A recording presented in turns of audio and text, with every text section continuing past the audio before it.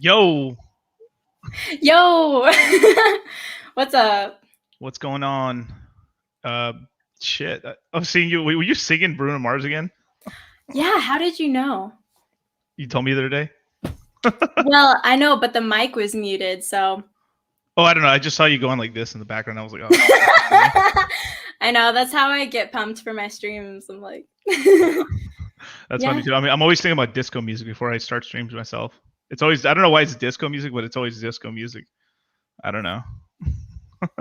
Yeah. So what was the we were chatting away, guys, before we went live, but what was the event you were talking about? Oh yeah, yes, yeah. So I'm going to be speaking. We still haven't chosen a day at which day we're going to be speaking, but we're going to be speaking at Donovan Sharpe's event in Las Vegas.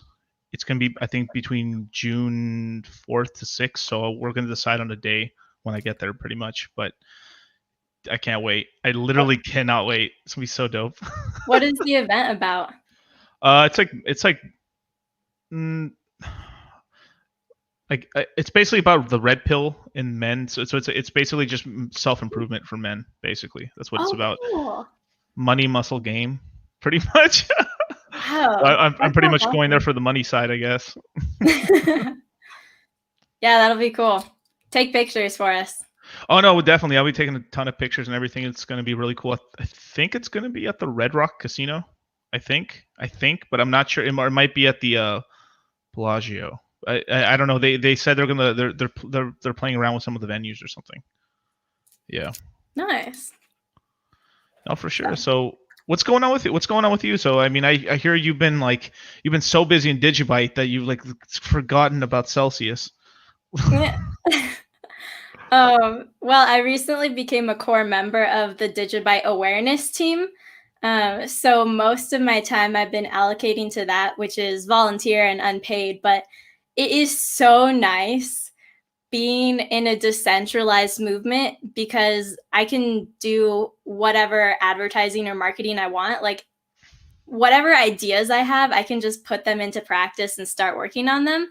I don't know if you guys knew, but I was pretty involved with Celsius before. Yep.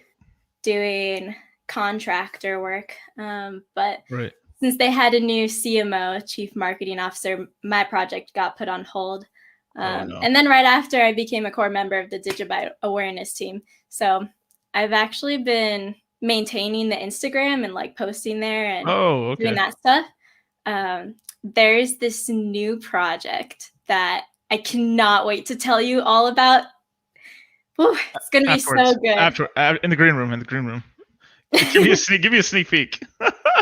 Yeah, I know. I can't say much about it right now, but you guys are going to see me start posting about it. Has to do with renewable energy. It's going to be awesome. Really? Okay. Super cool. Oh, you know what? I think I know what it is. I might know what it is. Yeah. If you guys pulled it off, that's pretty crazy. If it there's only one company, there's only one crypto, I think that could fit the bill for what you just said right there. Yeah. One crypto. It's, I still have it. Let's see. I don't know. Maybe, I don't know if the coin's out yet, but if it's the one I'm thinking it is, yeah. I won't say the name. God damn it. Now. You'll have to tell me later when you think of it. I got you. But so pretty much you're just doing contract work in terms of like you're doing like social media presence things and videos and stuff. Are you doing TikTok as well, or are you just staying on Instagram?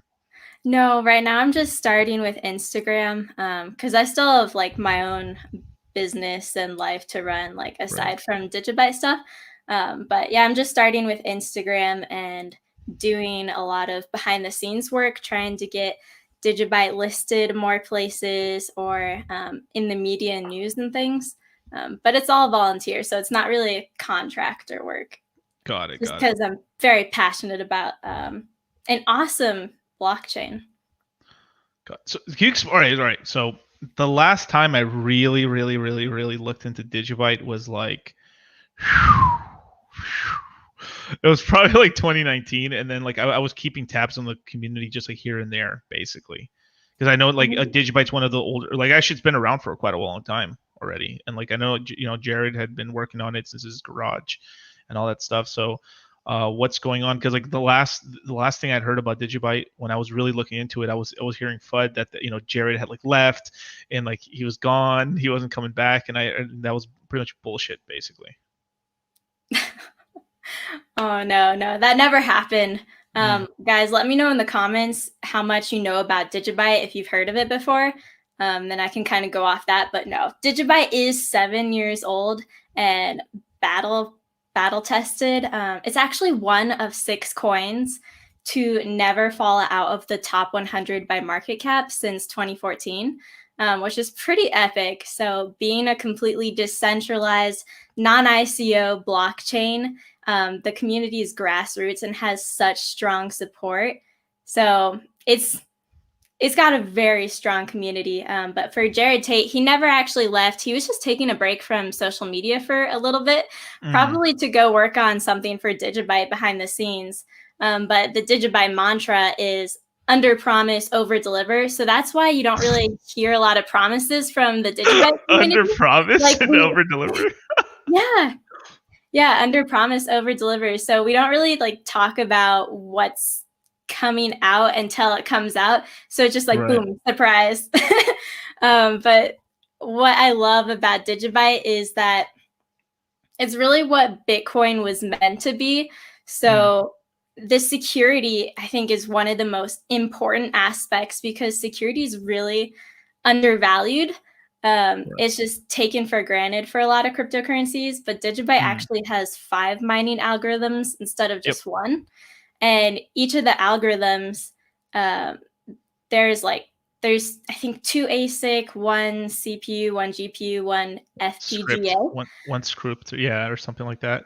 Yeah, so it's not only allowing multiple people, incentivizing more miners to come to the network, but it's more secure because it'd be very hard to 51% attack the blockchain, because you'd have to get half of the hash power in at least 3 of the 5 algorithms.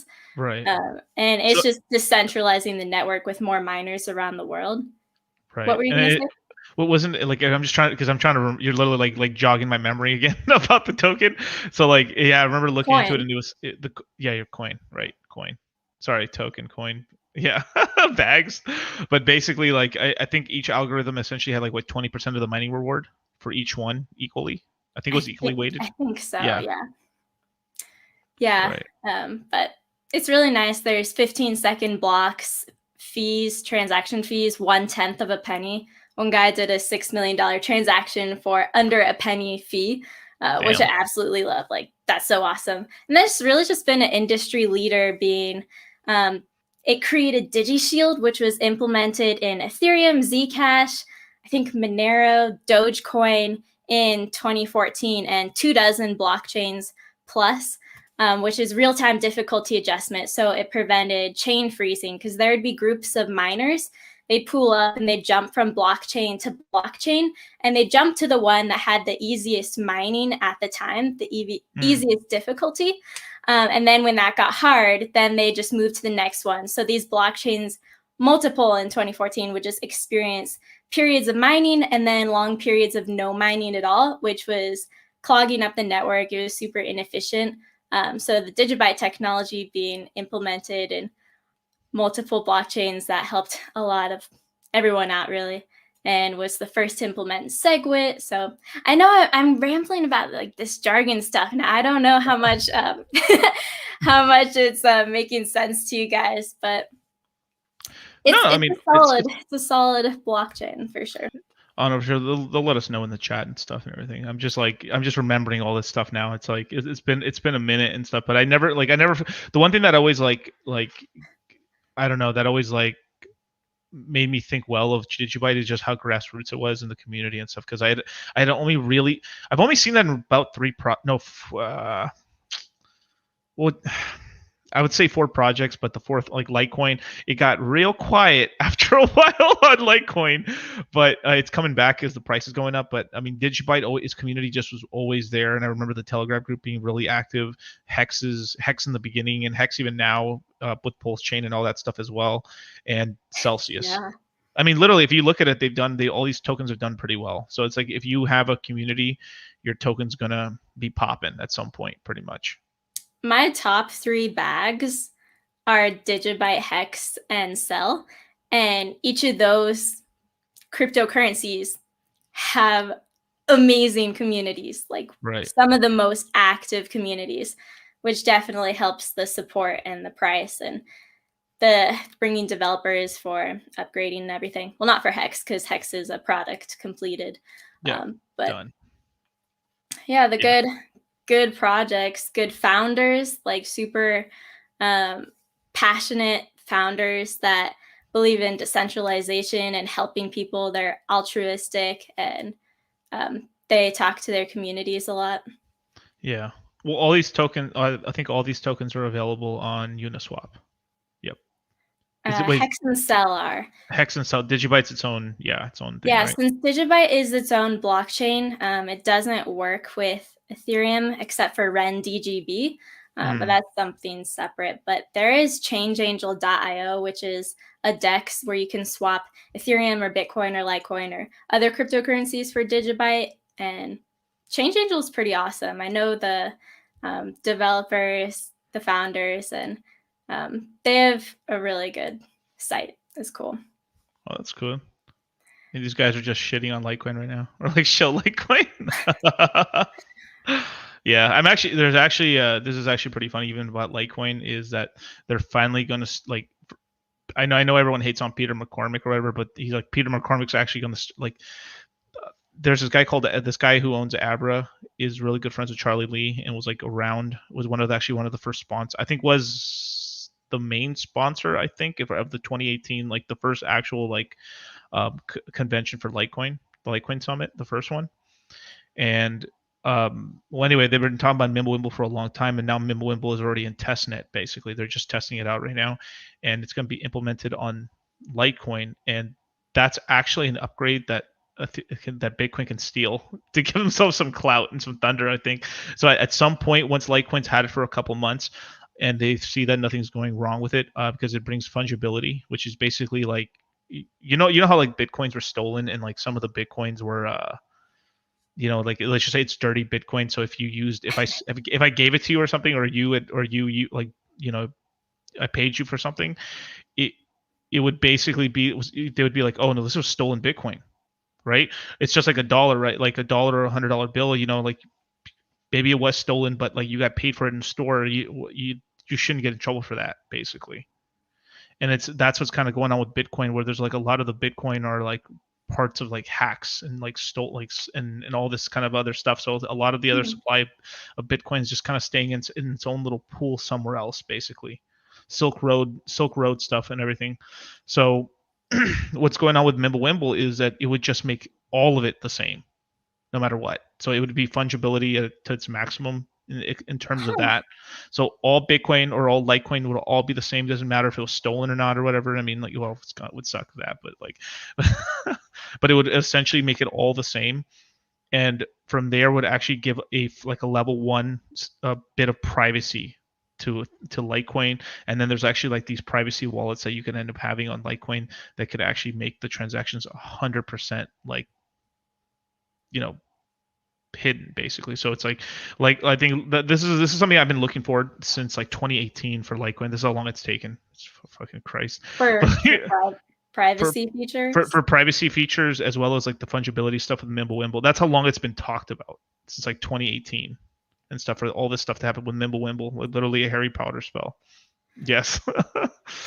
And once that, and the reason I'm so excited about it is because now the Bitcoiners, which are the maximalists, are starting to say, hey Charlie Lee, you want to come on my stream for a little bit, start talking about MimbleWimble, because they know that's because the Bitcoiners are looking for something to like hype, because there's no happening right now in Bitcoin. So they're like, okay, we need some news. Fuck, what are we going to do? Ethereum's like upgrading, and eventually what's going to happen is Bitcoin's going to get mad jealous and just go like, we have MimbleWimble, we're going to MimbleWimble, yeah, Bitcoin's going to do MimbleWimble, and they can actually do it because it's a soft fork, not a hard fork. So they don't have to get consensus and everything. So they could soft fork MimbleWimble onto Litecoin, to Bitcoin and Litecoin, and it actually be like, holy crap, and then they're gonna do this whole thing with like Bitcoin's better, and how the maxi's maxi pretty much. Mm-hmm. I'm gonna be so annoyed. The only thing that's gonna make it better is just the price going up on Bitcoin, which is good. But I'm just be so pissed off because maxis piss me off so much. They're such fucking cocky motherfuckers. Yeah, and no, I'm not gonna go there. But does Litecoin have Dandelion protocol part of it? Dandelion plus? I am not sure. Possibly. I don't know. I don't know, to tell you the truth. Because Dandelion plus is a privacy feature. I know that's part of Digibyte, and I was just wondering if it was part of Litecoin too. I'm not actually sure on that. It's probably not. I know they're really careful. They're really careful what they add on to Litecoin, but I mean, Litecoin is essentially the testnet. It's kind of like the about Polkadot and Kusama. Mm-hmm. Yeah, it's a sort of the same. Well, actually, no, it's supposed to be the same thing, but except it's like, all right, where Dot and Kusama, they actually love each other. It's like a brother. It's like a brother and a younger brother. Like but the older brother actually cares about the younger brother. But you have Bitcoin and you have Litecoin, where like Bitcoin's like a fucking asshole and he just kicks Litecoin around. It's like he's like horrible big brother. But then like one day Litecoin's gonna finally do something right. He's like, oh, look at that, you found some money, bro. Hey, give me that shit, motherfucker. And like take his shit and then like kick him off to the side of the road. Motherfuckers. Yeah. Well, it is good though if Bitcoin developers implement technology from Litecoin and Digibyte to improve Bitcoin, because it seems like a lot of times the Bitcoin devs will reject tech trying to improve Bitcoin, like trying to make it better, and then that's when the tech creators just go and make their own blockchain. Yeah, I mean, they're scared. I mean, like, I understand too. Can you imagine, like, if you're the developer that fucks up Bitcoin? Oh my god! Like, you probably get killed. Like, literally, like that level of like, it's that bad, because like one little fuck up or like something happened and the prices on everything goes like this. Like to everything across the board, like literally, like that. Across all of crypto, it would be that bad. Wouldn't mean it would die or anything like that, but it would just be, we'd go into a mini bear market probably if that happened. But yeah, that was a little dark, but but basically that's kind of the reason why. So like, I think, but here's what's going on with Bitcoin is Bitcoin's going to want to do something because Ethereum's starting to finally get all these upgrades, and now Ethereum's got kind of like a fire under Bitcoin's ass a little bit, because like basically with EIP 1559 that's happening on July 14th. It's pretty good. It's going to become deflationary, and now like the ETH max, there's ETH maxis now too. That's fucking good. Is there like Digibyte maxis? There are. Oh my god. But it's as much as like, as long as they're nice maxis, that sounds funny, but like the Digibyte maxis, like they're cool people still. And I think each community needs its maxis, to be honest, because then that provides that strong level of support that's like, at least that person always will believe in the project and they're never going to leave, and like that's it for them. And they kind of rally everyone else because they're like, bro, it's so awesome. This is the only thing. Like, this is the way. So it's good to have maxis. Sometimes they can be like really rude, but shout out to Kinetics. Doge Maxi, like, yeah. I mean, like, I'm coin agnostic. I think that's probably the best way to be. It's basically like, yo, like you guys can, like, being a stoner from California, being like, yo, like we should like all like play together, like all coins are equal, like even though I hate weed, but anyway.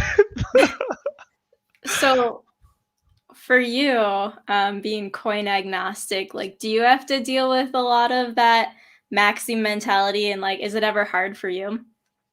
Oh yeah, I mean, I started off as a like a Litecoin maxi in the beginning. Like, I mean, I wasn't really a maxi. It's just basically like I really liked Litecoin. It's just like I was the first community that ever like basically like kind of treated me like a person, essentially. Like all the other communities were just fucking like dipshit assholes. Like it really pissed. It'll fuck you. Oh fuck yeah! In 2017, like especially towards the last, like I would say the last the back half of 2017 to 2018, like everyone was just basically a fucking know-it-all, or especially once it started crashing, then they were just fucking like wrecked plebs. At that point, just mad at the world. Like he's like, fuck, I fucking did this and like the pipe dreams and all this crap. Just basically a bunch of uninformed people, basically, you know. But yeah, the Litecoin community is cool. I like them.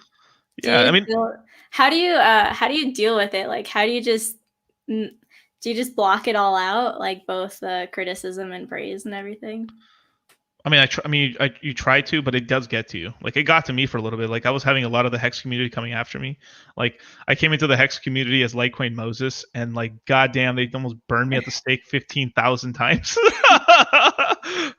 All right, Miguel, you're cool and everything, but you like Litecoin, so I'm gonna put you over here in this box over here. Like, you're cool, like we'll talk to you, but like you're like a second-class citizen for a bit.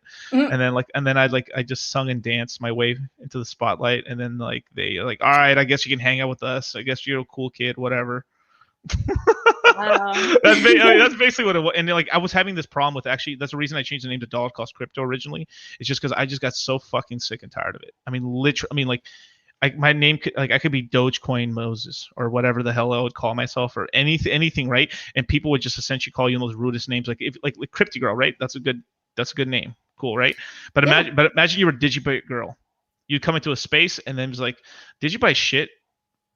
Did you this, like, you know, it would, and people would attack you for that. So having sort of a name, a general name that's kind of vague enough, and people like you at least get in without getting kind of like punched in the face just because of that. It's like, yeah, it's pretty insane. Yeah, DCC. Yeah, I was just asking because I feel like you've kind of paved the way for me. I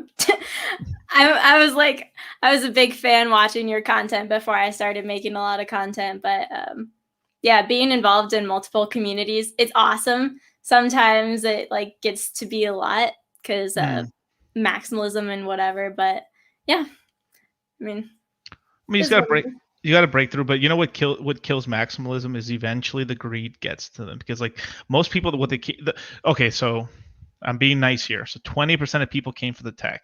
That's being really, really nice. 20%? 20%, and that's fucking high. Like, yeah, you guys, like, you know, I just like Bitcoin because of the tech, you know, like I like to send payments like through the internet, like, and no one could stop it. But like, yeah, you know, but not really. Everyone just came essentially for the money, basically. And then like, oh shit, this tech's actually cool, but the money. You know, yeah. and that's what hurts everyone's soul. That's what hurts the soul of a maxi, is like to see like what's the whole thing? Don't covet thy neighbor's wife. Don't covet thy neighbor's gains. Like, so yeah, it's like it's keeping up with the Joneses. People get jealous, you know. Like, imagine Digibyte just as a 10x from here, and then you'd have the Litecoin people like, man, those Digibyte ass motherfuckers. I swear to God. It's just all pissed off. And then you'd have some maxis like, well, Digibyte's not that bad. I mean, I had a small bag, but and then usually there's this whole thing where like, yeah, I had some Digibyte, but like I sold it for more Hex or more Litecoin and stuff, and like that's what I did with it, you know. Or and then while they secretly still hold coins. Like, that's what, like all of them, like if you notice like how the whole thing works, right? Bitcoin or Ethereum goes up, and then the prices of the other coins go up as well, like afterwards, right? How does that happen, right? If everyone's a maximalist, right, no one should be selling Bitcoin for ETH. No one should be selling ETH for altcoins or anything, right? So what's going on is that there's a lot of fake ass maximalists out here that say, fuck these shit coins, don't invest in this crap, it's bad. And then they're the biggest shit coiners in the world when you see their wallets. I know fake maximalists. It's like, bro, come on. Yeah. Or putting down the bags that they hold. Like, that's not useful. Right. But people coming for the tech, like, imagine if Bitcoin was a stable coin and it never rose in price, and then see how many people come for the tech. Right. That'd be interesting. That'd be really interesting. I mean, yeah, right. Damn, that would suck if Bitcoin never moved. Jesus Christ. Well, but technically, that's perspective, like how many people would actually come for the tech if Bitcoin was a stable coin, and then would all the other cryptos come after, but Yeah. how would it take off? Yeah.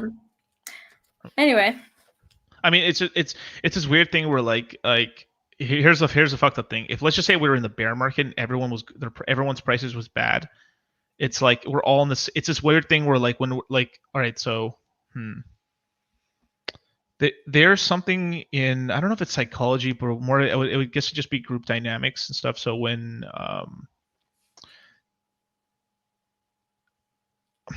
okay, how do I say this? This is gonna be like this is not gonna be PC. Hold up. Let me try to say this. I don't get in trouble because I'm trying to get it kicked off of YouTube. Wait. Don't want your YouTube video banned again. Yeah, shout out brand. Sorry. Okay, so so they've done studies on groups and stuff where like where there's a lot of violence in groups, right? And so people typically think that the violence in the group has something to do with like poverty, right? When everyone's poor, you are poor, I'm poor, everyone's poor and stuff like that. The violence, men against men competing against women, and then women in this example is gains. It's just normal to the same, because everyone essentially, no one's outshining anybody in terms of that. So like the group dynamics are kind of normal. Basically, it's just normal stuff in terms of gains, right? But when you end up having an impoverished place, and then you have a certain percentage of the population or a couple coins shooting up in value. So it's like, imagine we're in the bear market and you have a couple coins that are shooting up in price like crazy. They get all the attention, to get all the girls' attention, and they start pissing off the rest of the coins. And this is one of the reasons why there was a bunch of hate on Hex, a bunch of hate on fucking Chainlink, a bunch of hate on Cardano. It's like, well, these other coins are just sitting there. They're just coins are shooting bitter if they're not holding that. Exactly. Yeah. And it's the same thing that I've been noticing in cryptocurrencies. It's just people are like coveting that neighbor's bags, basically, like, son of a bitch. Like, fuck, what the fuck? Why coin pump? I want to pump. Like, come on. And that's exactly what's going on, basically. They just the bitter people just need to get a bag, and then they won't be so bitter. Because you could, yeah, that's actually. And you guys, yes, I can see the chat. What's up, Henry? What's going on? What's up, Henry? What's going on? Yeah, I've been glancing over. You guys are a cool community from all over. Hell yeah. Social dynamics pumps rather funny. Yeah, it's this whole thing with social dynamics. It's because like the reason this stuff applies is because the people that buy cryptocurrencies are people. That's it. I mean, literally, like we all act like a bunch of monkeys, like literally like a bunch of gorillas. I mean, it's fucking. Yeah, what's up? Yeah, it's that sort of thing. So when we're in a bull market and everything's going up, like look how kumbaya when everyone's like, let's just say everyone's going up like a 2x a month or something like that on the coins. Yeah, bro, fucking out here, man. Life's good, man. Owe me up, baby. Yeah, this is crazy. This is tight. And then once some dimorphism starts happening, or some things where like the large caps start moving, or there's parts of the market where like everything's up in the green. That's awesome when everything starts going up. So of course there's a couple coins that win a little bit, but since everyone's kind of eaten, everyone's happy. But where people get pissed off is when in a bull market is when the large caps move and all the altcoins take a shit, and the mid caps like just stagnate. Or the worst ones too are like when the top 20 coins in crypto shoot up in price, and the bottom 300 cryptos, like 300 to like 1,000 in market cap, shoot up, and the guys in the 150s are just like, where's my pump?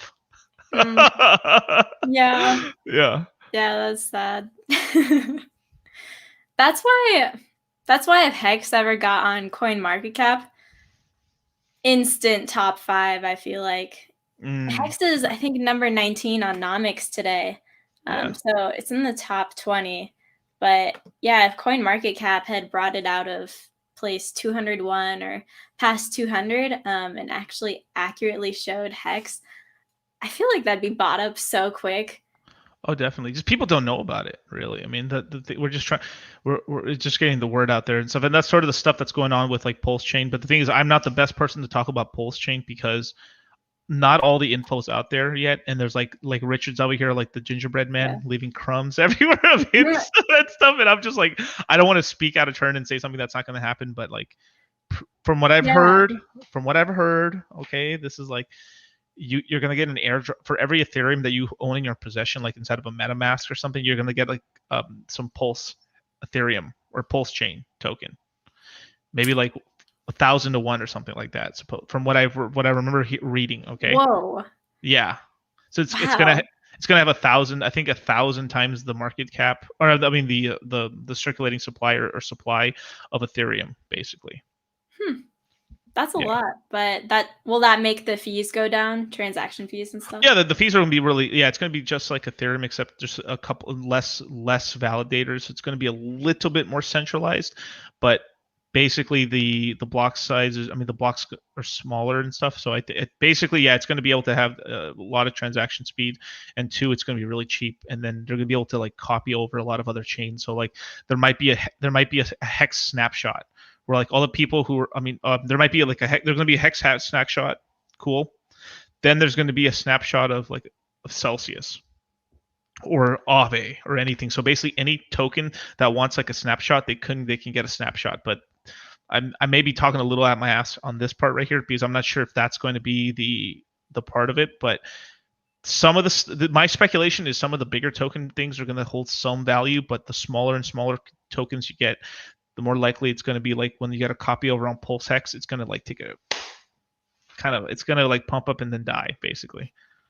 That's interesting. Yeah, I'm just going to wait till Friday, because I think Richard Hart's going to talk more about Pulse Chain Friday.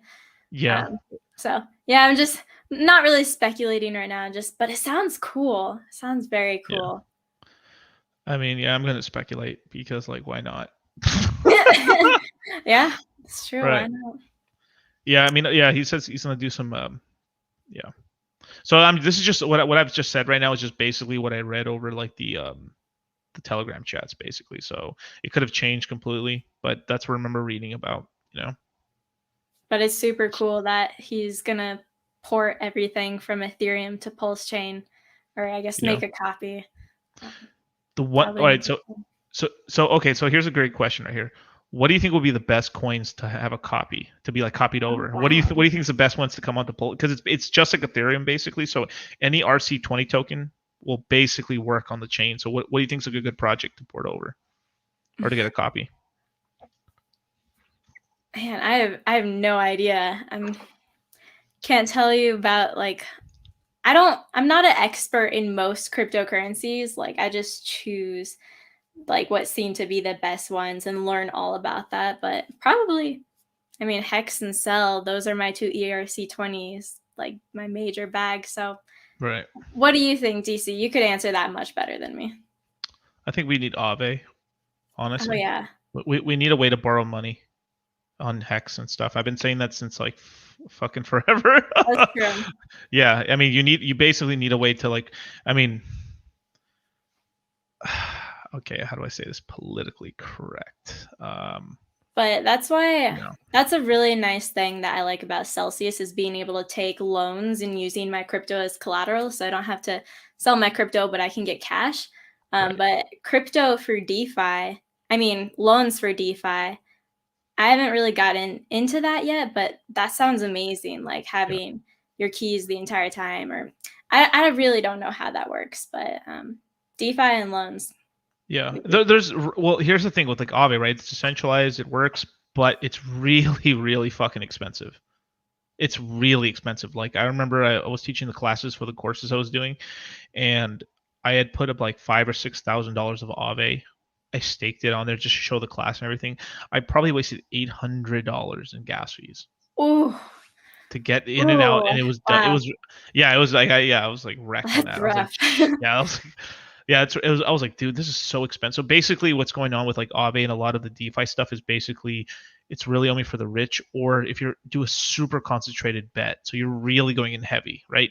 You couldn't just like, I want to borrow like $200 or something, and then I'll just like people could like slowly do small loans, and maybe they're like, I'm going out tonight, but I don't want to sell my crypto, but I want to go out tonight, so I'm like, all right, I'll borrow on $4,000, take $1,000 out, go take to the club. That's what people probably do. That's what if the fees are cheap enough, that's probably what people would be doing. And then two, if they're borrowing at the right time, they're like, shit, the club was paid for free. I gotta just get a little 4x on the AAVE price or the Celsius or the Digibyte price, and it pays itself. Right. You're like, shit, So the only other protocol that I've seen where the fees are a little cheaper, Binance Chain actually has a protocol called Venus. Venus is basically Venus. It's pretty cool. It's kind of like a fusion of synthetics and AAVE, except it's on Binance Chain and it's really cheap and it actually has liquidity, so you could borrow on stuff. But there's pluses and negatives to like borrowing on decentralized versus centralized. So there's good centralization and bad centralization, and like good decentralization and bad decentralization. So it really depends on programming, right? But on most decentralized stuff, right, if it wicks down to a wick price, you get liquidated. So basically code is law on that stuff. So if there's a scam wick, but the contract hits, the contract automatically will hit on the scam wick, right? What do you mean by that? Okay, so imagine, let's see, what's a good example? Okay. Let's just say you borrowed on Bitcoin, and Bitcoin's like $10,000, just to make the example easy, right? And you've got a 50% LTV, right? So you borrowed half the money from the thing. Bitcoin would have to crash to $5,000 for you to get liquidated, right? So imagine that on Binance, you're on the Venus protocol. I'm not saying this is bad about Venus, but this counts for AAVE as well, because if there's a scam wick or there's like a flash crash, you could get liquidated. Where like we're like on other platforms, which we'll talk about in a minute, there's a better way to borrow money. So on something like an AAVE, right? When it takes a dip, or on that, right? Let's just say on Binance there's a scam wick, like there's like a flash crash and it crashes to like $4,000. You get liquidated in 2 seconds automatically. And there's no way they won't margin call you in time. They'll just, like, if there's a flash crash in the middle of the night, boom, out. And is a margin call when you add more collateral? You can add more collateral or decide to like let me end the loan right now. Okay. And keep some of the little extra in there. Man, that's rough that you wouldn't be able to margin call in time. So how volatile crypto is. Yeah, that's why we tell people if you are going to take a loan, you got to take like a 25% LTV or 33% LTV only. Like 50% LTVs are like, you can take them on stable coins, I guess. But the thing is, it's like, you better be making money on that money, because it's like you can lose the other side of your money, basically, right? Yeah, nothing gets past CZ. That's correct, sir. So they can set those depending on who made the platform, right? So they could set the rules that they look fair, but they could set the contracts to be like a hairpin trigger, like it touches it for a second, got you. Oh, like that, right? Yeah. So you got to be really careful. Bad DeFi. Because it's bad news for you anyway. Right. But it still is more useful than, as shitty as that is, that's still fucking better than the banks. How crazy is that? Like, at least you're able to take a loan. Like, there's people that have money. There's people that have money out here, and they, even with money or property or like a business, they can't take a loan on a house or anything like that. That's pretty messed up. But if you have, I do believe if you have the assets and stuff, this, as crazy as this whole DeFi thing is, it actually is safer than actual regular finance because it's collateralized. So with other people, right? Let's just say when you're taking out a mortgage, right? Or something like that, right? You're taking out a mortgage, you put 20% down, and then they lend you the rest of the money. So basically, you put 20% down, and they're lending you 5 times on your money. And it's still safe. That's a safe thing because the asset doesn't move and it's already collateralized and it's locked in. But that's basically leverage, right? Where on these loans, right, you have 20% and you're borrowing a quarter of that, 5%. So it's like, even if the worst case scenario, you still have money left over on the loan, pretty much. Yeah.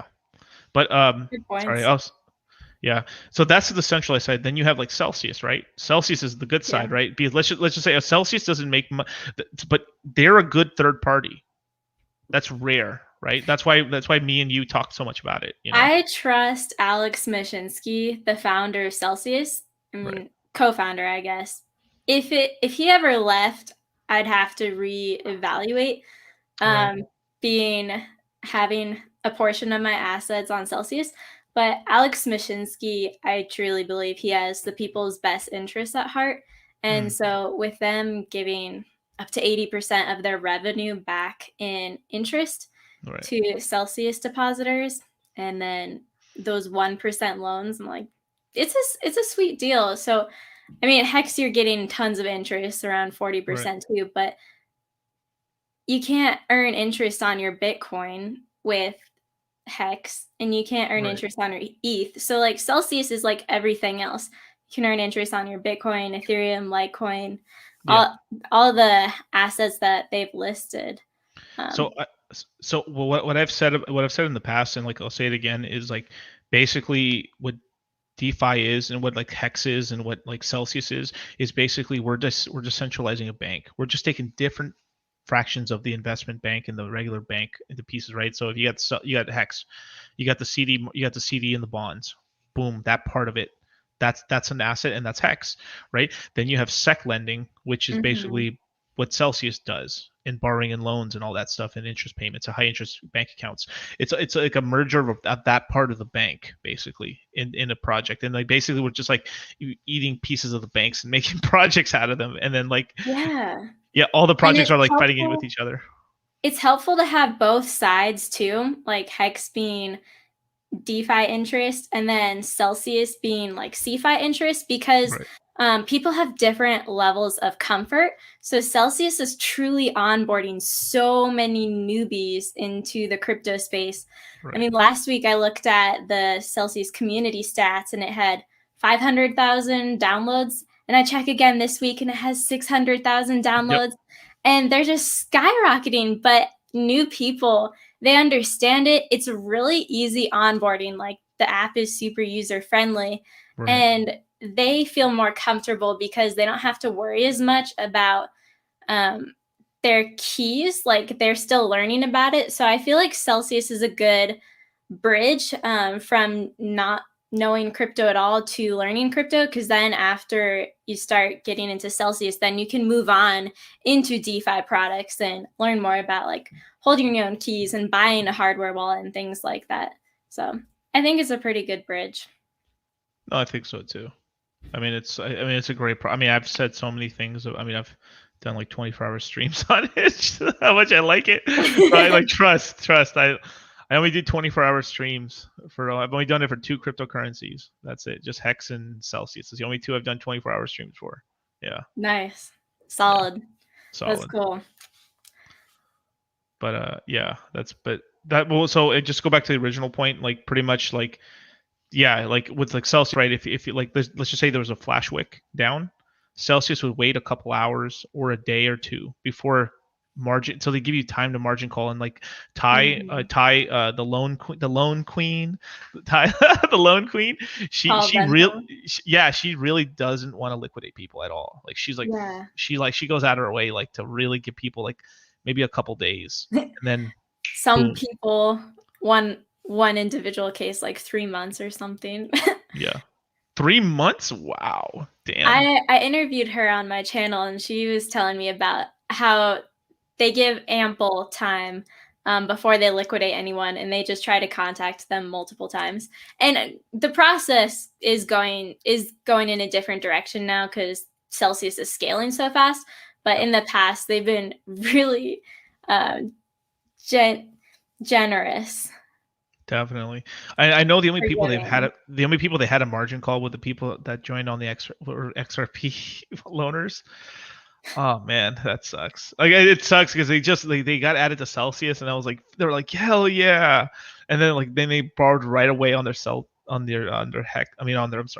Christ, on their XRP, and then basically the XRP price actually went up from there. And then what happened is they recollateralized their loan, so they asked for margin, or they asked for basically locked up capital to be freed up, and then that increased their margin rate where they get liquidated up to like a higher price point when you do that. So they kind of like refinance their loan basically. Did you know that? I didn't catch that. Okay. So So let's just say we'll go back to the Bitcoin example, right? So when you take like a 50% LTV loan, basically the price of Bitcoin has to go down to $5,000, like the original thing we talked about, right? Right. So Imagine this. Imagine the price of Bitcoin goes to 20,000, and you're like, "Woo, shoot!" You you're like, "Hey, let me get the extra money." You like because all you borrowed was $5,000, right? So all you need is Mm-hmm. $10,000 in the loan. So what you could do is you could pull out $10,000 out of that thing. But what happens is when you do that, you increase your rate because you're redoing the loan again at the current market price. So what'll Mm-hmm. happen is since you took a 50% LTV, your liquidation goes up to 10,000 instead of 5. Mm-hmm. So people don't realize that stuff. And what happens is if there's a crash back down, you can get liquidated. It's more likely that you're going to get liquidated. So you have to be very careful when you're kind of remortgaging your loan again, because that resets the whole thing. I gotcha now. See, I'm Yeah. learning so much. I learned so much from DC. Thank you. It's cool. It's cool learning about like just general banking and economic things that I wouldn't have as easily learned about. But in crypto, I'm kind of like learning about it backwards. And crypto just makes sense to me. Right. So in the chat, Cryptygirl, what is your second favorite coin? From Henry. Hey Henry. I'd say I don't have a second favorite coin because I equally love Hex and Digibyte, like split 50-50. And holding it long term, I guess, would be Sell. Because I'm holding Digibyte and Hex long term for sure.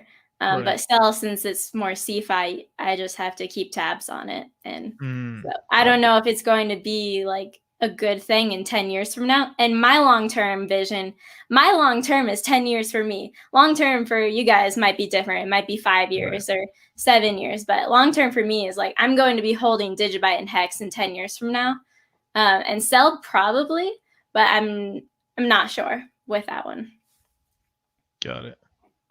That was such like a mom answer. Like, I love all my kids equally. Like, I don't have a favorite. I'm like, okay. That's funny. Hex and Digibyte provide different purposes because like Digibyte is ideal for a spending cryptocurrency, which a lot of people say like cryptocurrency failed as a currency, like Bitcoin, not ideal with 10-minute blocks or waiting up to 2 hours for your transaction to clear. But since Digibyte has 15-second blocks, and my transactions in Digibyte normally go through in a second, like so quickly, a second, and there's such cheap transaction fees. And as a proof of work blockchain, as a UTXO blockchain, it's really filling its purpose perfectly. Like I think that as far as UTXO blockchains go, Digibyte is superior, and with the 5 mining algorithms, like it's a proof of work that it's good how it is. Like it should. There's the option for staking, like you could replace one of the mining algorithms with staking, but it would take just as much energy essentially with what I've looked into it about. And then with Hex being a finished DeFi product, I mean, and earning so much interest on it, and the what's it called? Pumpamentals. So how it's always pumping, it's perfect. So, and there are cryptocurrencies like going for Web 3.0 or quantum computing resistance, and there are multiple things that fill different purposes, and they're not mixing with each other. So that's why I like looking at multiple blockchains and what they're offering, I guess. Got it. Oh, and Digibyte you can build NFTs on Digibyte and smart contracts, and the NFTs are called Digi Assets, and then smart contracts. And Digibyte has a technology called Digi ID, where it's a login authenticator that uses cryptography. So you don't have to remember your username and password anymore because you're just scanning a QR code. And then your login is recreated each time, but it doesn't remember your login info. It's just recreated like cryptographically, which is super cool. That is just replacing the need for remembering your username and password. And it's one of the most secure authentication methods in the world. So how would I unlock it? Basically, like it would scan a barcode, or it'd scan a yeah. Yeah, or it would be just like if I had a wallet in my phone, and when I open my phone, it unlocks it for me because I have that app downloaded. Yeah, yeah, exactly. It's super quick. Like, it's so easy. Just pull out your phone and scan it, and then you're logged in. Got it. But yeah, it's backed by the Digibyte blockchain, and it's secure. It's easy and quick. So, Cool.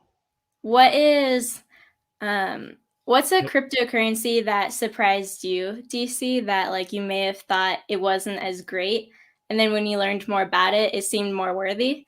If there is one, more worthy to invest in.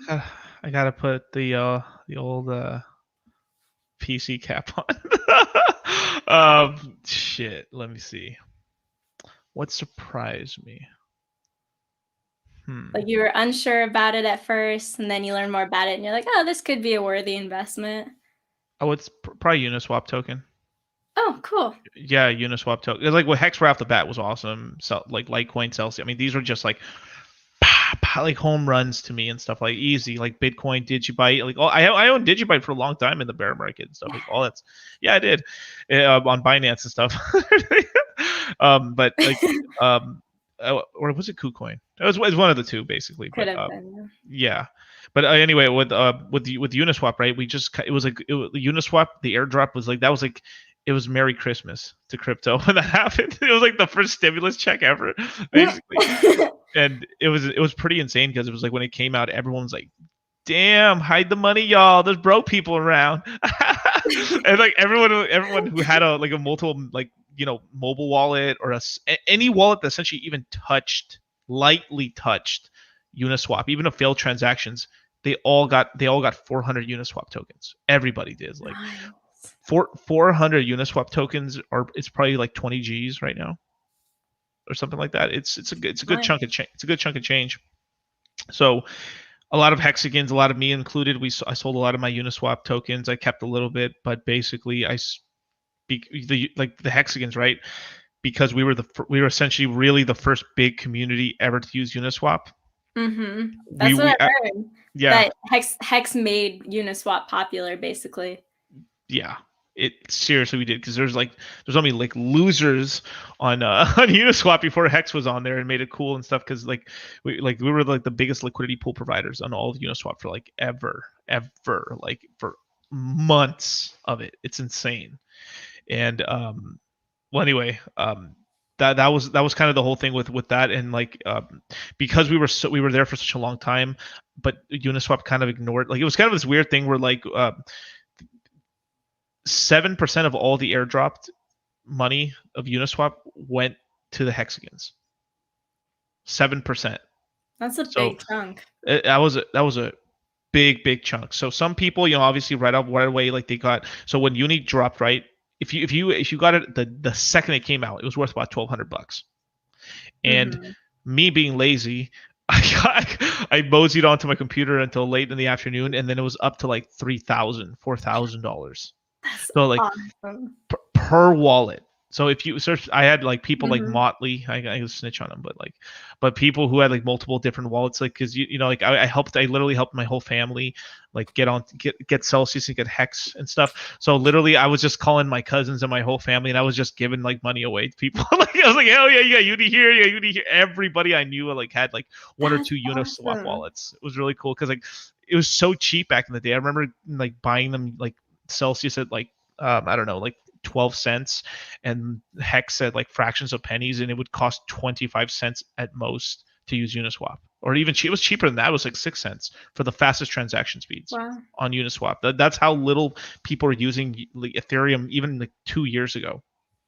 No, I didn't get the 1 inch. I should have, though. I used 1 inch for like a long time, so they kind of like that's a little pet peeve of mine too that I've learned with like so.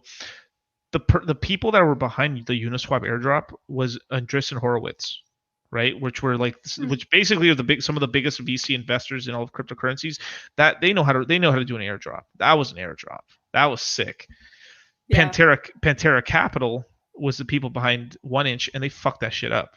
They were being real fucking like real stingy with them tokens. I'm just saying, like they were being real stingy. And a lot of people who should have got tokens got like gypped. out of them. It was pretty messed up.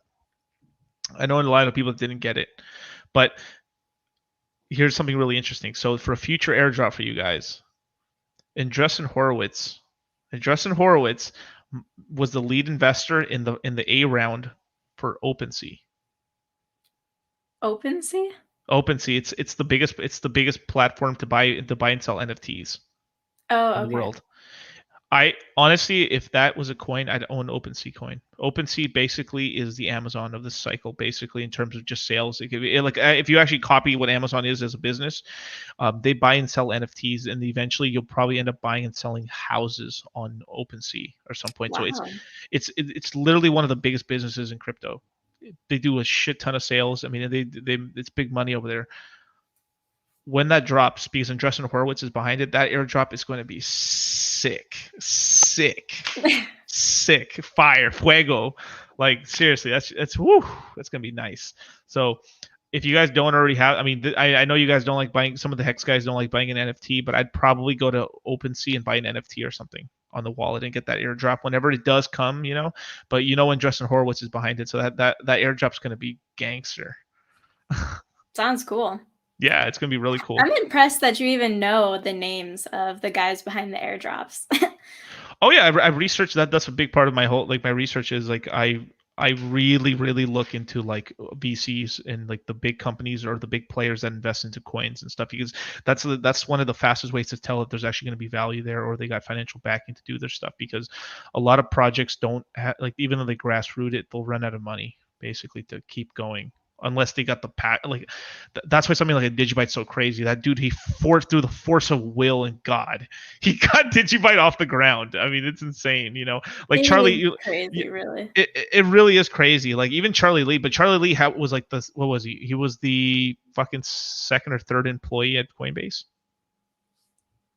Oh yeah. my gosh. Wow. Yeah. Like I didn't know that.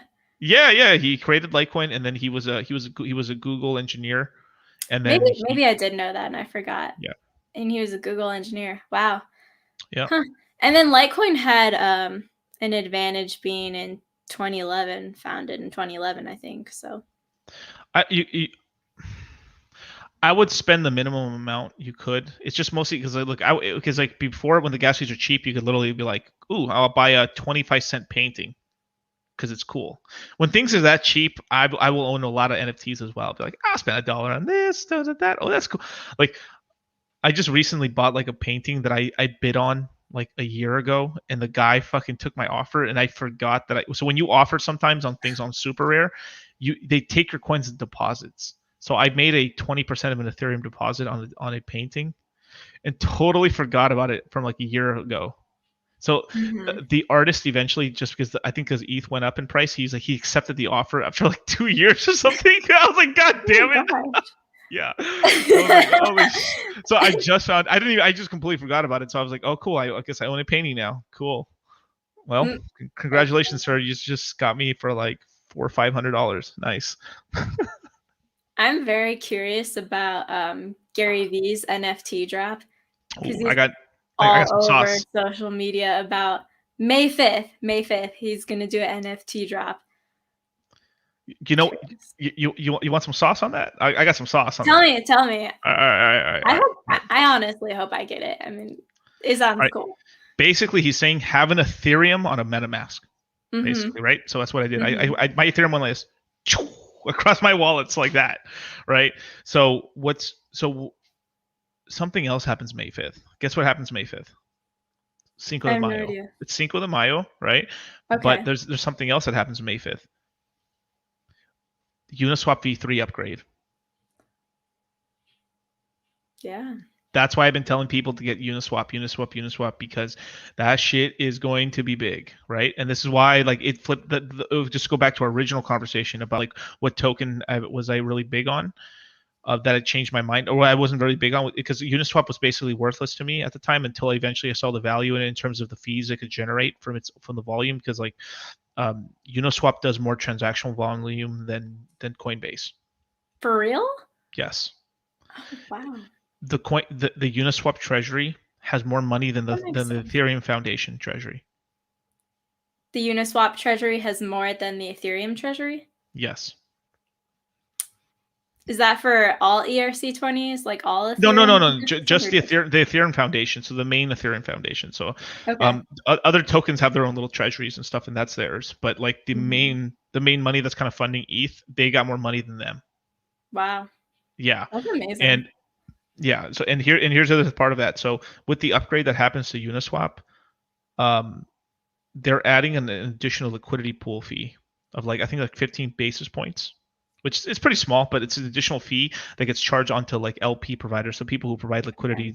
So the people like, I'll put 50% USDC, 50% Tether, and provide liquidity, and then they get a percentage, like some basically some APY on that.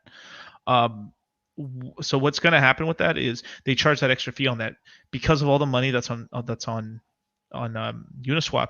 That effectively will increase the revenue of like Uniswap by like somewhere between like 4 to 6 times current revenue. Dang. So they're about to make gangbusters of money. Now watch it. Peep this too. So okay, with that change, right? There, so remember how Sushi? You remember Sushi? Remember when Sushi came out and stuff? There's this whole bullshit where like Sushi vampire attacked or whatever. Uniswap. Well, the way they were able to do that is because the LP tokens, the liquidity pool tokens, they were an RC20 token. So I could deposit my stuff and I get an LP token, and that LP token is what gives me the right to earn interest on that. But because it's an RC20 token, I could take it to Sushi and deposit it on Sushi, and then give them the rights to my money, so I can get interest payments, and they make money on my money. Basically, that's kind of how the deal goes. Basically, like that, and that hurt Uniswap pretty badly for a while, right? What they're going to do, which they totally just fucked the whole industry right here on this, is they've decided their governance token is going to change to an NFT. Could you say that again? Okay, so you deposit money and you get something called the LP token, right? Right. That LP token just got changed to an NFT. Okay, that's that means that it's still in your wallet like normal. I thought you meant that, but yeah. So that means no one can steal it. Oh. So no one could steal. That means no competitor can take liquidity from Uniswap. And what that means is, yeah. So that's pretty crazy. And then on top of that, right, they're going to start bringing incentivized pools onto Uniswap. So what's going to happen is a ton of the money that's on the other dexes are going to flip over to Uniswap. And then when they're on Uniswap, Uniswap's got this bear hug on them now with the liquidity, and they're like, "This is mine now." Like that. Gosh, so it'll be the monopoly of DeFi. Basically, Uniswap. More. So the revenue increase, and then you have an added increase of more liquidity. So what did we just say? Let's just say the liquidity doubles because they steal like half the liquidity back from all of DeFi in terms of the swaps. What happens? So they just 3 to 4x the revenue, and then they just doubled the amount of money they have on the platform. So they essentially 8x or 12x the amount of money that the token generates. So the token's super fucking undervalued right now. I see why you're so bullish on Uni. Yeah, and that's only the first part of it. That's only what happens on May 5th. Right? That's just the first part. The first little part. There's some other shit that happens in May, which I can get to if you want or something. But so just to go back to the original, just to get back to the original part of Uniswap, right? Here's what happens with Uniswap. Is what I think is going to happen is GaryVee NFT might be linked to. So they're going to start. So you remember Unisocks? No. Unisocks. So there's like these socks that are like worth like $15,000 or something like that. That's an NFT that you can buy on Uniswap, right? They're literally like some socks of unicorns. Oh my gosh. I'm rethinking making NFTs out of all my apparel right now. Like you'll make some money on that for sure. Well, anyway, with that whole thing, right? So with GaryVee. So with GaryVee, right? I think GaryVee partnered with Uniswap, and if you decide to deposit money on the pools that they incentivize, you get the GaryVee NFT as a mining reward. That's what I think. So there's going to be one where you get a free copy of the NFT, and there's one where you pay for it by providing liquidity on Uniswap, L2. L2. So what happens later on in May is, all right, the first part, you get the big upgrade. The whole UI is going to look fancy. It's going to look cool. You can do limit orders. You can do this, all this other stuff. There's actually some other part I've got to tell you about the curve. Where like more degenerate dudes. Shit, this is going to be crazy. It's going to be sick. But oh yeah, look at this. So UniSocks. I'm sorry. UniSocks are 75,000. 75,000. Yeah. Oh my gosh. Those are dork Yeezys right there. Oh, okay, yeah. Forever, people are like, you should make NFTs out of your apparel, and I'm like, I don't know, but if you can figure out a way, do it. Like, you'll make money on it. Like, yeah. I'm gonna have to revisit that after in a few days. I'll come back to that for sure. Okay, so wow, that's really cool. And GaryVee is doing a really great job educating new people about DeFi, because he's always directing people to the link in his bio. And on Instagram, for example, I clicked on the link just to see what this article was, and he's always tweeting it out, like, what the F are NFTs? That's the title of the article, I think. And in the article, he goes through like Ethereum, DeFi, MetaMask, Uniswap. I think he explains all those pretty easily. Like, there is tech, but enough for any person to understand who's not really techie. But I imagine that he would be bringing in tons of people into the crypto space. Oh yeah, he's single-handedly the person who pumped up NFTs. Like, literally, it was him. Like, he hyped up NFTs. People went crazy. People made money. like literally. So much NFT hype before I heard him hammering it, though. No, I'm okay. So I was on to him for him talking about NFTs because I've been watching him for like years already, and I was into Pokemon cards. And baseball cards and stuff like that. So he was talking about all the garage sailing stuff and everything like that. So I've been watching for a really long time already, GaryVee. But he started hinting towards it. And I actually, one of my buddies just had an interview with GaryVee, Matty. Really? Yeah, NFT and Matty NFT and stuff. We have two Mattys in the thing, but Matty DCL blogger. Cool. Yeah, he's the really big dude. The dude has been making money. Like, when I met him in, like, what was it? Early 2019 and stuff in the Decentraland. The dude was already making, like, I don't want to put his numbers out there, but like he was already making money already in 2019 when you said NFT. He was like, what the fuck did you call me? Like, you know, like nobody knew what the fucking NFT was, like, at all, right? So, like, he was pretty big. He was like a land baron, like literally land baron in Decentraland. Like, dude had so much land and NFTs and stuff like that. And then that's how I met him, because I cornered the apparel market in Decentraland with Wasabi, and that's how I met Wasabi too. It's like in Decentraland. You've met a few people, I guess, in Decentraland. Yeah, I met him. Who else? Fuck, it's gonna kill me later because I feel like I didn't shout him out. I'm sorry. A bunch of people. It's really funny. All those guys I met from Decentraland and everybody that I've met in crypto is doing so fantastic right now. It's like all my buddies, all my friends. It's so cool, dude. Like, everybody that I kind of grew up with here in crypto, that didn't matter if they're into shitcoins, Bitcoin, ETH, NFT. Everyone made it. And it's sick. Like, I really love that. Like, it really makes me happy. Like, because it's like we all got rich together.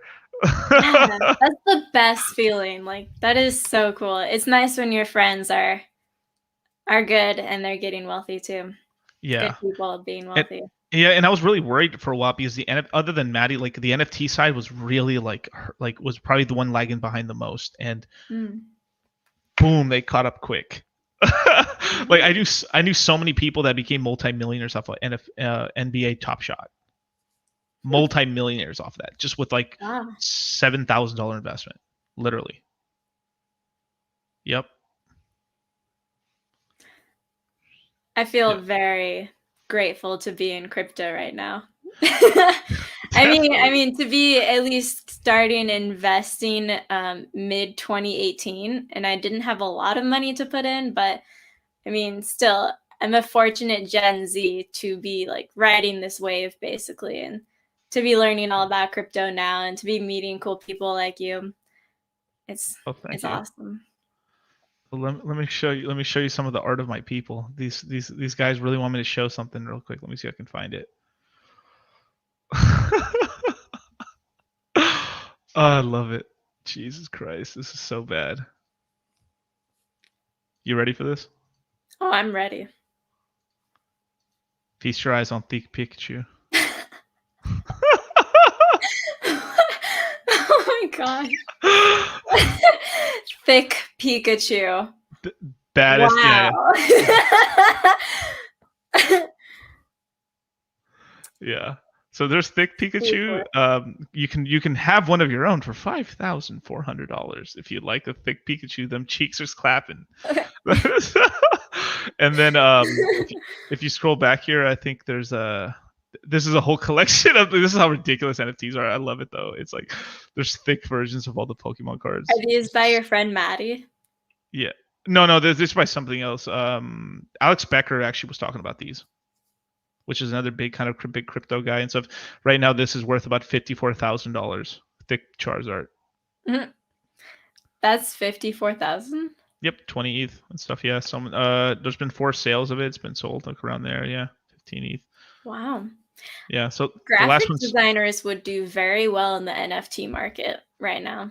Like, oh, they definitely will. It's just they have to have the kind of the gall to get in. And that's what I'm saying. There's so much. Everybody, it doesn't matter what skill set you have, you can find a niche in this crypto space. You can do it. I mean, literally, you're early enough that you don't even have to be. I don't mean to say this in a weird way. You don't have to be that talented, but you can get the. But it's so cool because basically there's no, like in most other places in the world, you have to have a PhD or a master's degree or just some kind of like secondary vocational kind of basically like education to even get in the door. With cryptocurrencies, you just got to open the door, get in, do the work, and then you essentially are the master at that point. That's just what it is. It's like, yeah. There's a lot of potential for any career in crypto right now, crypto/blockchain. But yeah, graphic designers. I want to learn graphic design more. I can like do some amateur things on Canva. But learning graphic design would be cool because then I could design my own shirts. I have a friend that I hire to do that for me. Yeah, you should do it. Do it. I mean, it's like just get the skills and just try to do it. I mean, people follow you. You had a big following, Cryptygirl. Thanks. I have to like prioritize my time right now because there's so many things I want to do and learn that I just have to choose which is most important right now. But I'm sure sometime soon I will. Yeah. What's something that you would like to learn that you haven't? Probably reading code or something like that. Yeah, I don't want to be walking these streets blind anymore. Yeah. How would you be using that? How would that help you? Like just to see if developers are just full of shit with you projects. Could actually audit all the cryptos yourself, basically. Myself, and look into it. I'm like, oh, this is a bunch of bullshit right here. Look at this. They just added some feature right here to double the coins when they want to with the master key. Aha. Oh, this is a rug. Got it. Okay. And then warn people not to get into shit. Just like that's pretty much it. Like that's the sort of thing, because like I've got a lot of people that follow me in terms, and it's like I want to be able, if I can see some, obviously it's impossible, you're never going to see everything, right? But if you can just see a couple of like, you guys, chill, no, stay away from that one, you guys, that's gonna rug, bro. For real? You sure? Yeah, I'm really sure. And then rugs, told you. and that's that, and then just helping a couple people not get just totally, because that's the worst thing that can happen to you in crypto is having like you can invest into a project and it does terribly or it doesn't do anything. You're like, well, fuck. Like, you know, you have this whole thing where like you have like not capital loss, but more like wasted potential, but you still have the money. The worst thing to do is like to invest into a cryptocurrency and then just go to zero, basically. You know.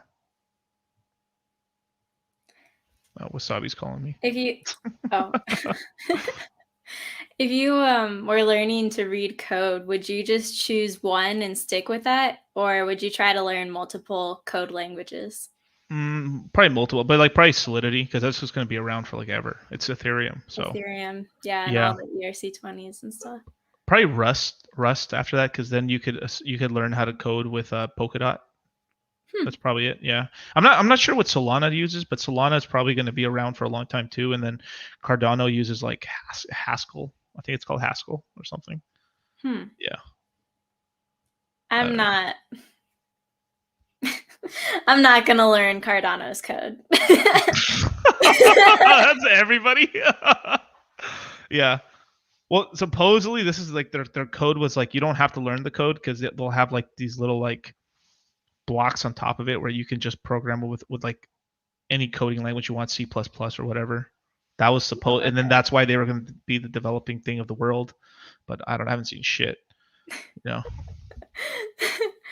Yeah. Yeah, look at this right here. Ooh. Yeah. Yeah, it's serious money. Yeah, if you know how to code, I mean, literally, I'm telling a bunch of Gen Z to learn blockchain coding because if they're tech people. Yeah. I mean, if you literally could, you probably could learn Haskell and then probably write the first project on Cardano. Literally, you probably could do it. I'm serious. Oh my gosh. Yeah. Digibyte on the blockchain or Digibyte on a Cardano? Yeah.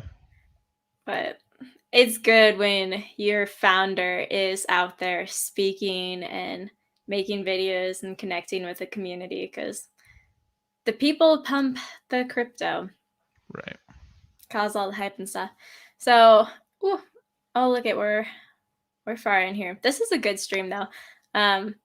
Question for you. Okay. What is one thing that you wish you knew when you were 20 that you know now?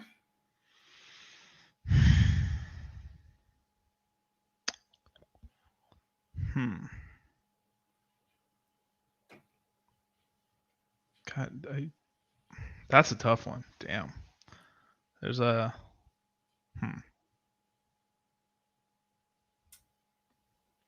Maybe the most important thing. Probably just crypto. Maybe the hardest lesson. Probably just crypto and stuff and everything. It's just basically get into businesses that scale and stuff. It's all about scale basically. So you want to get it. You want to get into businesses where you can scale a little bit easier and stuff. But that's but at the same time that's hard to get through to somebody because you can say that shit like, yeah, you should start something that scales. Well, and then like what, bro? Or like, or what do you know? Or like. Just do it. Yeah. Like, but I guess it'd probably be just get into cryptocurrencies and don't fuck with stocks or something like that, basically. I did learn a lot with that, but it's just this whole thing of like, I don't know, you basically just a scale pretty much. You want to get into things like with this, right? If this was like an auditorium, like right now me and you would be on like a stage right now with 116 people in attendance. That's pretty insane. Cool. Yeah, that's a lot of people, and but to do that in real life, it would take much more like shenanigans. I mean, I know in terms of my 20s, I know I didn't waste my time, and like I literally was working the whole time, like the whole time. I ran my own business and everything, but it was just respect. Yeah, but it was really hard to scale the businesses and stuff because it was so much cost of capital to scale the businesses out, and like it took me forever just to scale it up to like what I did on the 2-3 businesses I owned. But it basically just, I had to save up so much money and then invest the capital. And then on top of that, you also have to save up a bunch of money just so you have money for all the workers that you're going to have as well. And you essentially have to give yourself sort of a run rate to be able to like try to hustle to try to get the work to sustain those workers. And then once you can, then you're breaking even. And then once you're breaking even, then you start generating profits on them. And then you're like, yes, finally I'm making money on it. But then that's the hardest part for most businesses. Well, with the internet business, you make a fucking ebook or you make something like this and it just costs you nothing to replicate. It's just basically getting it out there, basically. Like, so it's tough. It's tough, but that's kind of what it is. Scaling is an infinite obstacle. Because once you scale to the next threshold, you're always going to have to scale more. Because like if your business is succeeding, you're always going to have to find ways to keep growing. And like you said, then you learn to hire employees and then maybe accountants and have someone to do all those things. And so just being an entrepreneur, it's really a life of infinite life putting into your business, I guess. I'm learning about that. I'm learning a lot. But I mean, you're doing a pretty good job. You got shirts and t-shirts, and you got like hoodies and pillows and shit. Like, that's crazy. Yeah. You got a whole you got a whole digital store and stuff. I mean, that's scaling right there too. So the whole thing with you is like just growing your brand, keeping up with the social, because that's one of the biggest things. Is like if you want to be gigantic, just don't disappear. I mean, literally just stick around in crypto, and you'll be like. But don't plateau. Don't plateau, but everyone does. Everyone plateaus in the bear market because interest goes down on crypto. That's what happens, right? But if you stick around, the people will know that you stuck around, and then when everything starts popping again, you're like, oh shit, you that popping girl. That's it. Like that's it. And then I mean, yeah, that's all it is.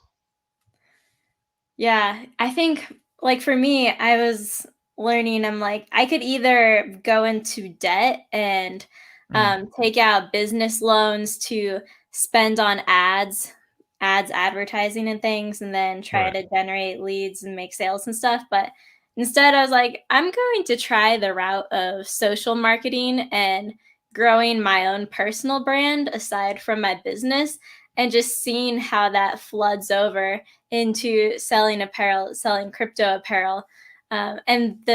That's what I'm doing now. And the apparel has become more of a side thing where if people want to support my channel, they can go buy premium apparel and get something awesome to wear.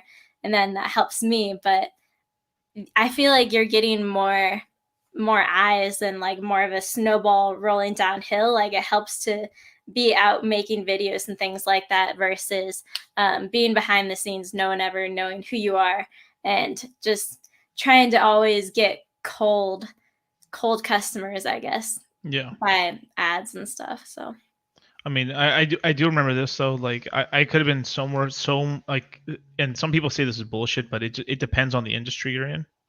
But I remember like having like reverse ageism when I was doing my businesses because people wouldn't try. Like I could do the work, but people wouldn't trust me because I looked really young. Oh wow, that's the worst. Yeah, and you have it on both sides, like where people have ageism, where like, oh fuck, you're too old to even be in this game.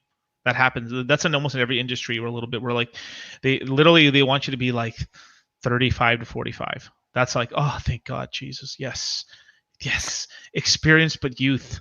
And then like once you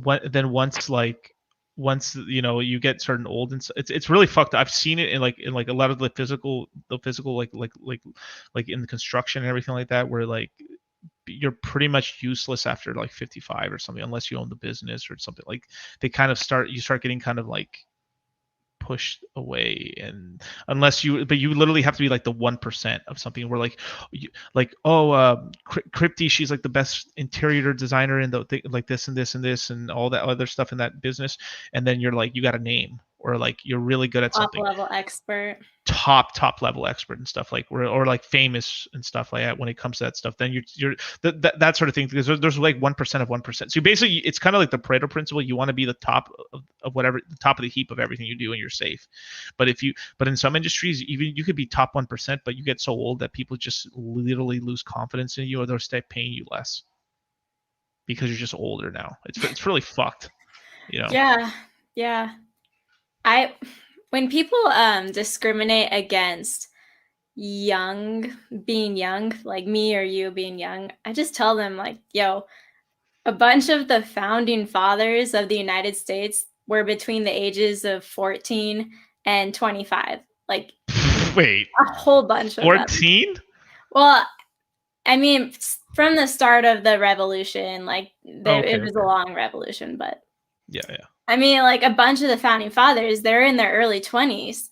Yeah. And when you're a 14-year-old back in the 1700s, I mean, like you're treated like a full adult, and you just do what you need to do. And like, so I don't like telling people my age because I don't like people judging me based on that. But you literally can do anything at a young age, being 18, being 20, like. Yeah. That's why people like tech. That's why people like tech stuff or social media stuff, because there's not much, the age part of it kind of, it's not really there, you know. Yeah, you can scale it way easier and stuff. It's just mostly I've noticed it with like traditional businesses. I mean, I don't know, what have you seen For what? in terms of like, I mean, have you experienced like ageism? When I worked at a retail store, definitely. Because before I got into crypto, like during high school and college, towards the end of high school, I was working at my local retail store that was kind of like Walmart, and I was a cashier for a couple of years.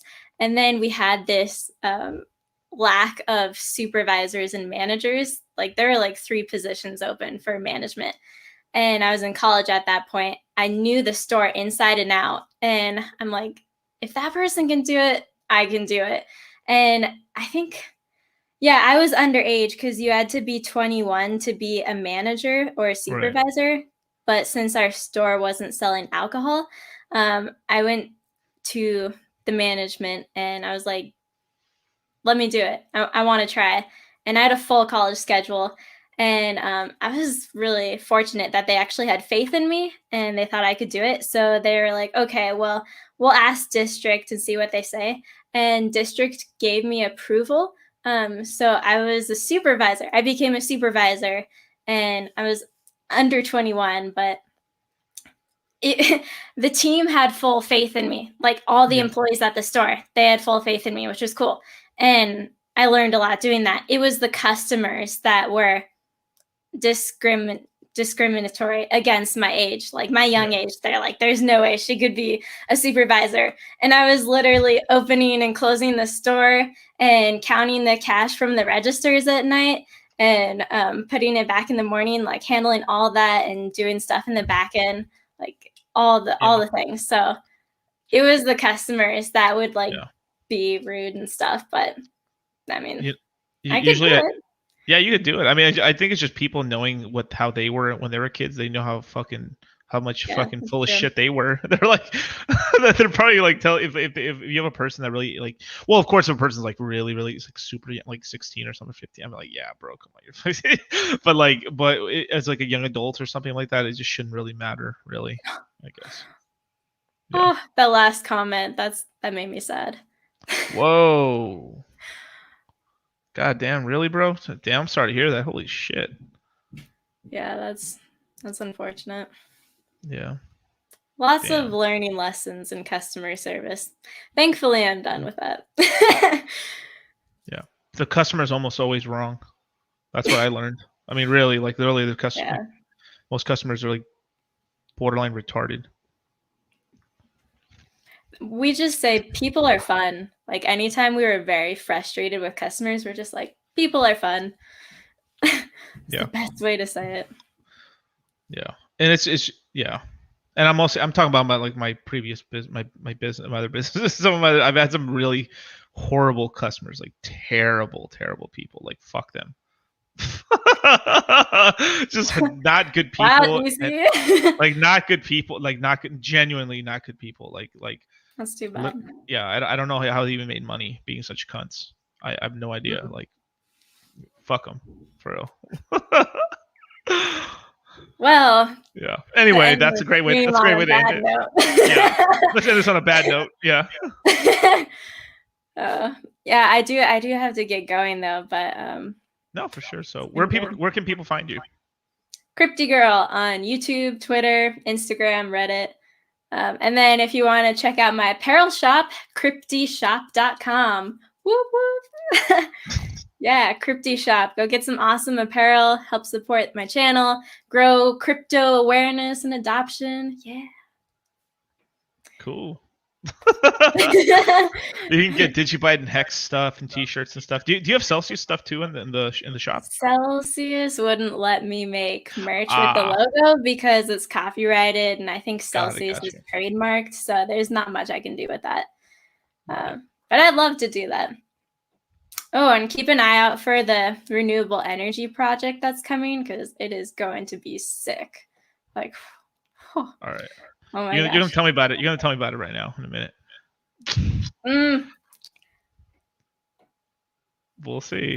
All right. Maybe. All right. Thanks, DC, for having me on. Good to see you guys. You guys have a good one. All right.